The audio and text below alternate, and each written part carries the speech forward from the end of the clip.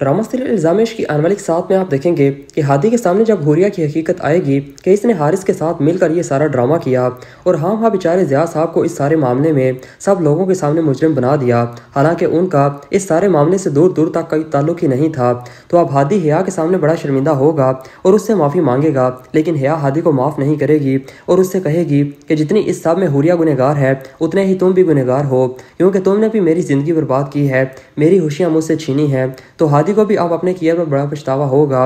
वो हिया से कहेगा कि तुम बिल्कुल ठीक कह रही हो, मैं मानता हूँ कि मैं मुजरिम हूँ तुम्हारा और तुम जो सज़ा दोगी मुझे वो कबूल होगी। मुझे खुद भी यही बात बड़ी परेशान कर रही है कि मैंने तुम्हारी खुशियाँ बर्बाद कर दी, लेकिन तुम जैसा चाहोगी वैसा ही होगा।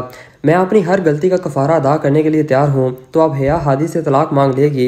हादी भी हिया की मर्ज़ी के आगे सर झुका देगा और हिया से कहेगा कि ठीक है, अगर तुम मुझसे अलहदा ही होना चाहती हो तो मैं डिवोर्स के पेपर्स तुम्हारे घर भिजवा दूंगा, लेकिन प्लीज़ मुझे माफ़ कर दो। अब हिया अपने घर चली जाएगी तो हिया की बहन हिया से कहेगी कि हमज़ा आज भी तुमसे ही मोहब्बत करता है, तुम कहती हो तो मैं तुम दोनों के बीच में से हट जाती हूँ, क्योंकि मैं तुम्हें नाराज़ करके हमज़ा के साथ नहीं रहना चाहती।